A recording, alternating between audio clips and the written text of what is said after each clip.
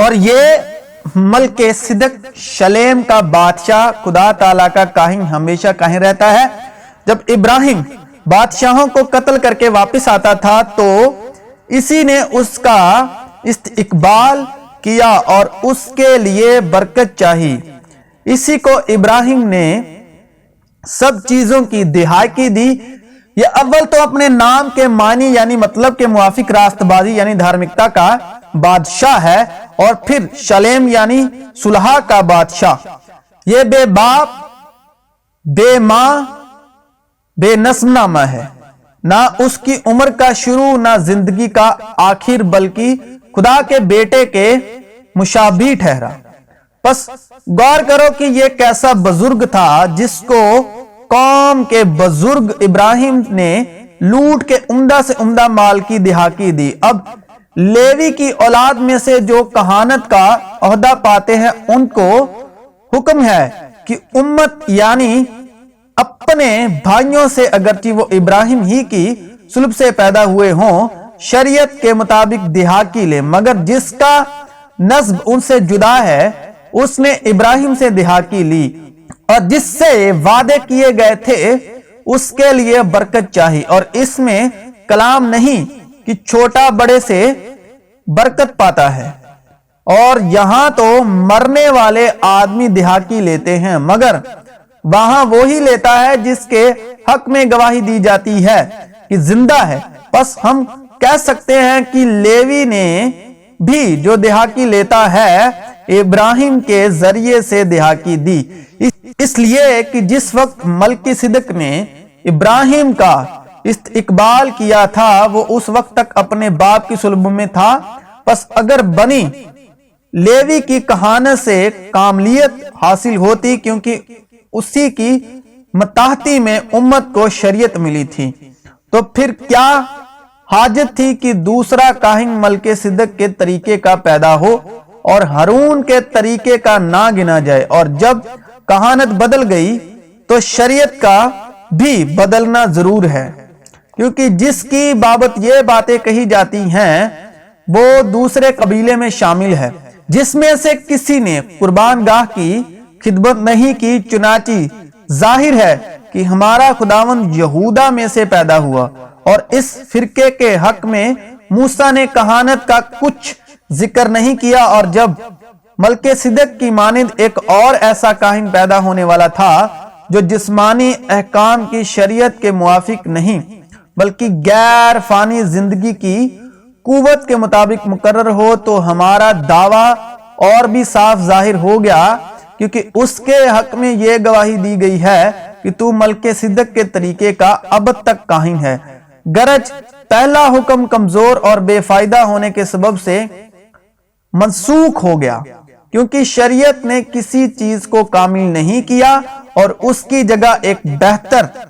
امید رکھی گئی جس کے وسیلے سے ہم خدا کے نزدیک جا سکتے ہیں۔ اور چونکہ مسیح کا تقرر بغیر قسم کے نہ ہوا، کیونکہ وہ تو بغیر قسم کے کاہن مقرر ہوئے ہیں، مگر یہ قسم کے ساتھ اس کی طرف سے ہوا جس نے اس کی بابت کہا کہ خداوند نے قسم کھائی ہے اور اس سے پھرے گا نہیں کہ تو ابد تک کاہن ہے۔ اس لیے یسوع ایک بہتر عہد کا ضامن ٹھہرا، اور چونکہ موت کے سبب قائم نہ رہ سکتے تھے اس لیے وہ تو بہت کاہن مقرر ہوئے، یعنی پرانے عہد نامے کے جو خادم تھے، پرانے عہد نامے کے جو کاہن تھے، مگر چونکہ جو شریعت کے ادھین کاہن تھے، مگر چونکہ یہ ابد تک قائم رہنے والا ہے اس لیے اس کی کہانت لازوال ہے۔ اسی لیے جو اس کے وسیلے سے خدا کے پاس آتے ہیں وہ انہیں پوری نجات دے سکتا ہے، کیونکہ وہ ان کی شفاعت کے لیے ہمیشہ زندہ ہے۔ آمین۔ چنانچہ ایسا ہی سردار کاہن ہمارے لائق بھی تھا جو پاک اور بے ریا اور بے داغ ہو اور گناہ گاروں سے جدا اور آسمانوں سے بلند کیا گیا ہو، اور ان سردار کاہنوں کی مانند اس کا محتاج نہ ہو کہ ہر روز پہلے اپنے گناہوں اور پھر امت کے یعنی لوگوں کے گناہوں کے واسطے قربانیاں چڑھائے، کیونکہ اس سے وہ ایک ہی بار کر گزرا جس وقت اپنے آپ کو قربان کیا، اس لیے کہ شریعت تو کمزور آدمیوں کو سردار کاہن مقرر کرتی ہے، مگر اس قسم کا کلام جو شریعت کے بعد کھائی گئی اس بیٹے کو مقرر کرتا ہے جو ہمیشہ کے لیے کامل کیا گیا ہے۔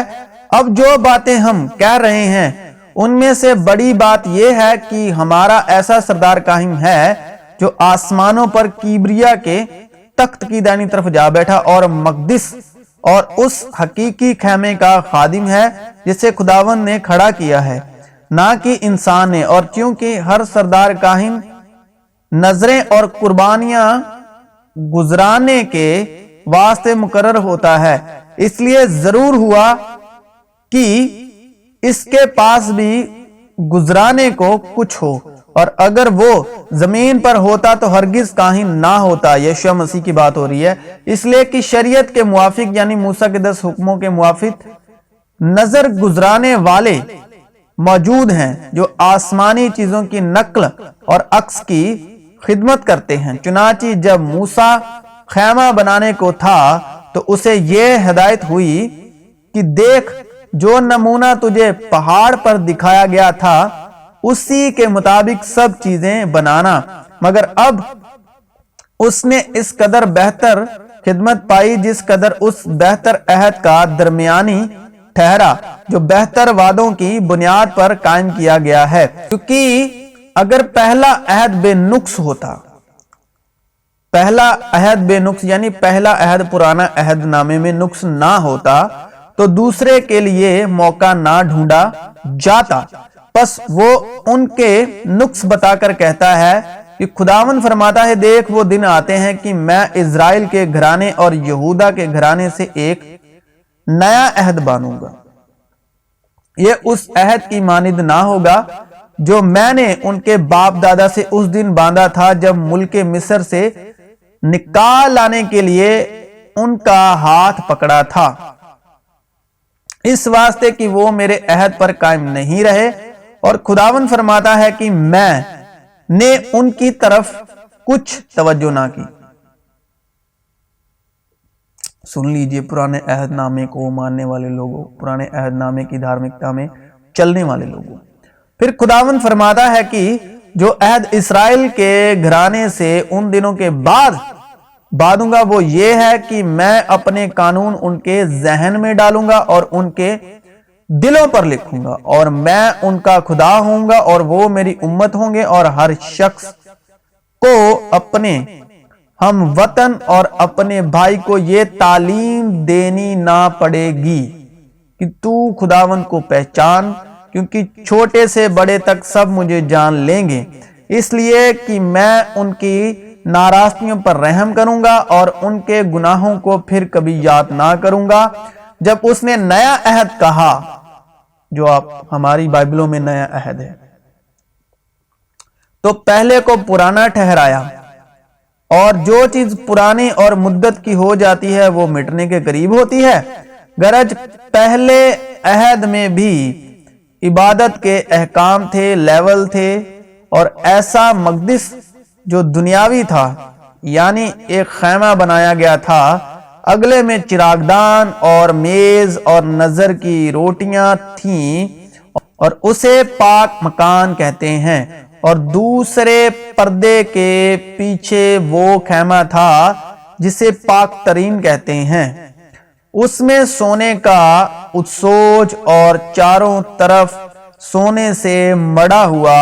عہد کا صندوق تھا، اس میں من سے بھرا ہوا ایک سونے کا مرتبان اور پھولا پھالا ہوا ہارون کا عصا اور عہد کی تختیاں تھیں، اور اس کے اوپر جلال کے کروبی تھے جو کفارہ گاہ پر سایہ کرتے تھے۔ ان باتوں کے مفاصل بیان کرنے کا یہ موقع نہیں۔ جب یہ چیزیں اس طرح بن چکی تو پہلے خیمے میں تو کاہن ہر وقت داخل ہوتے اور عبادت کا کام انجام دیتے ہیں، مگر دوسرے میں صرف سردار کاہن ہی سال بھر میں ایک بار جاتا ہے اور بغیر خون کے نہیں جاتا، جس سے اپنے واسطے اور امت کی بھول चू के वास्ते गुजरानता है। इससे रूहुल कुद्स का ये इशारा है कि जब तक पहला खैमा खड़ा है, पाक मकान की राह जाहिर नहीं हुई। वो खैमा मौजूदा जमाने के लिए एक मिसाल है और इसके बामुजिब ऐसी नजरें और कुर्बानियां गुजरानी जाती थीं जो इबादत करने वाले को दिल के एतबार से कामिल नहीं कर सकती, इसलिए कि वो सिर्फ खाने पीने और तरह तरह के गुस्लों की बीना पर जिस्मानी अहकाम है जो इस्लाह के वक्त तक मुकर्रर किए गए हैं। लेकिन जब मसीह आइंदा की अच्छी चीजों का सरदार कायम होकर आया तो उस बुजुर्ग तर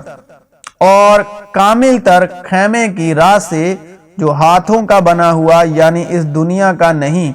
और बकरों और बछड़ों का खून लेकर नहीं बल्कि अपना ही खून लेकर पाक मकान में एक ही बार दाखिल हो गया और अब्दी खलासी कराई। क्योंकि जब बकरों और बैलों के खून और गाय की राख नापाकों पर छिड़के जाने से ज़ाहरी पाकीज़गी हासिल होती है, तो मसीह का खून जिसने अपने आप को अज़ली रूह के वसीले खुदा के सामने बेऐब कुर्बान कर दिया, तुम्हारे दिलों को मुर्दा कामों से क्यों ना पाक करेगा ताकि जिंदा खुदा की इबादत करें। और इसी सबब से वो नए अहद का दरमियानी है, ताकि उस मौत के वसीले से जो पहले अहद के वक्त के कसूरों की मुआफी के लिए हुई है, बुलाए हुए लोग वादे के बामुजिब अब्दी मिरास को हासिल करें। क्योंकि जहां वसीयत है वहां वसीयत करने वाले की मौत भी साबित होनी जरूर है, इसलिए कि वसीयत मौत के बाद ही जारी होती है और जब तक वसीयत करने वाला जिंदा रहता है उसका इजरा नहीं होता। इसलिए पहला अहद भी बगैर खून के नहीं बांधा गया। चुनांचे जब मूसा तमाम उम्मत को शरीयत का हर एक हुक्म सुना चुका तो बछड़ों और बकरों का खून लेकर पानी और लाल ऊन और जूफा के साथ उस किताब और तमाम उम्मत पर छिड़क दिया और कहा कि ये उस अहद का खून है जिसका हुक्म खुदा ने तुम्हारे लिए दिया है। और इसी तरह उसने खैमे और इबादत की तमाम चीजों पर खून छिड़का और तकरीबन सारी चीजें शरीयत के मुताबिक खून से पाक की जाती हैं और बगैर खून बहाए मुआफी नहीं होती। बस जरूर था कि आसमानी चीजों की नकलें तो इनके वसीले से पाक की जाए, मगर खुद आसमानी चीजें इनसे बेहतर कुर्बानियों के वसीले से, क्योंकि मसीह उस हाथ के बनाए हुए पाक मकान में दाखिल नहीं हुआ जो हकीकी पाक मकान का नमूना है, बल्कि आसमान ही में दाखिल हुआ ताकि अब खुदा के रूबरू हमारी खातिर हाजिर हो। ये नहीं कि वो अपने आप को बार बार कुर्बान करे, जिस तरह की सरदार काहिन पाक मकान में हर साल दूसरे का खून लेकर जाता है, वरना बीनाए आलम से लेकर उसको बार बार दुख उठाना जरूर होता। मगर अब जमानों के आखिर में एक बार जाहिर हुआ था कि अपने आप को कुर्बान करने से गुनाह को मिटा दे। और जिस तरह आदमियों के लिए एक बार मरना और उसके बाद अदालत का होना मुकर्रर है, इसी तरह मसीह भी एक बार बहुत लोगों के गुनाह उठाने के लिए कुर्बान होकर दूसरी बार बगैर गुनाह के नजात के लिए उनको दिखाई देगा जो उसकी राह देखते हैं।